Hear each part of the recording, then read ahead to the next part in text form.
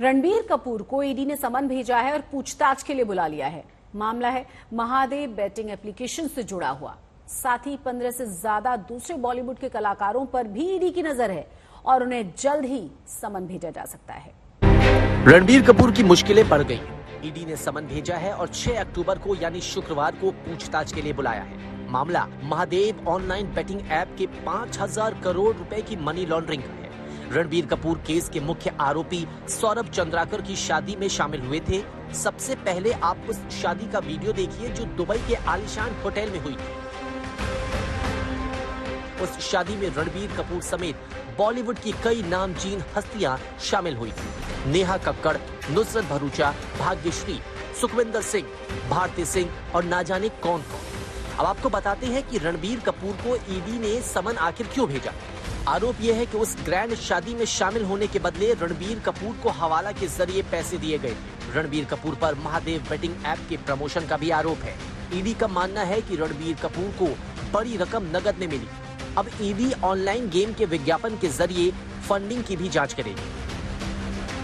बॉलीवुड अभिनेता रणबीर कपूर को अक्टूबर 6 तारीख को महादेव बुक ऐप केस में ईडी ने समन किया है। आपको बता दें, रणबीर कपूर की जांच इसलिए की जा रही है क्योंकि रणबीर कपूर महादेव बुक ऐप की एक सब्सिडरी ऐप की प्रमोशन किया करते थे। ये भी कहा जा रहा है कि वो सौरभ चंद्राकर और रवि उप्पल से सीधा संपर्क में थे और करोड़ों रुपए उन्हें कैश में पे किए गए थे। रणबीर कपूर को तो ईडी ने पूछताछ का बुलावा भेज दिया, लेकिन कई दूसरी हस्तियां भी हैं जिन पर ईडी की नजरें टिकी हुई हैं। उन हस्तियों में शामिल हैं विशाल ददलानी, नेहा कक्कड़, भारती सिंह, भाग्यश्री, नुसरत भरूचा, पुलकित सम्राट, कीर्ति खरबंदा, सनी लियोनी, कृष्णा अभिषेक, राजीव ठाकुर। महादेव ऐप मामले में 17 फिल्मी हस्तियों से ईडी पूछताछ कर सकती है। अब सट्टेबाजी ऐप से जुड़े इस पूरे मामले को समझें। Mahadev online book betting company सट्टेबाजी के वेबसाइट का सिंडिकेट है। कंपनी के प्रमोटर सौरभ चंद्राकर और रवि उप्पल हैं। दुबई से चलने वाली कंपनी ने अवैध सट्टेबाजी के लिए ऐप भी तैयार कर रखा है। ऑनलाइन एप्लीकेशन के जरिए नए यूजर बनाए जाते हैं और यूजर आईडी भी बनाए जाते हैं।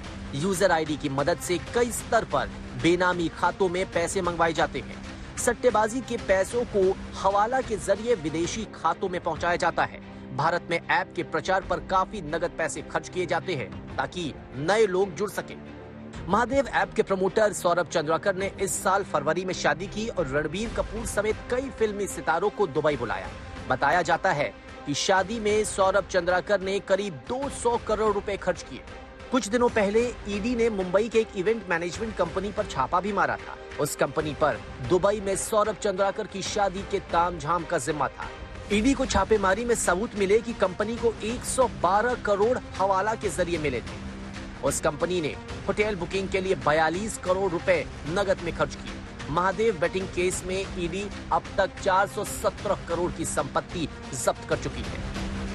हजारों करोड़ का betting racket Mahadev book app case, जिसे एनफोर्समेंट डायरेक्टरेट इन्वेस्टिगेट कर रही है, उस मामले में बहुत से ऐसे बॉलीवुड सितारे हैं जो रडार पर हैं, जिनकी जांच की जा रही है। आपको बता दें, ये बॉलीवुड सितारे ना ही सिर्फ महादेव बुक ऐप का प्रमोशन किया करते थे, पर सौरभ चंद्राकर जो कि सरगना है इस पूरे बेटिंग रैकेट का, उसकी शादी में भी शामिल हुए। इसके अलावा पिछले साल सितंबर में दुबई में हुई महादेव बुक ऐप की सक्सेस पार्टी में भी बहुत से फिल्मी सितारे शामिल हुए थे।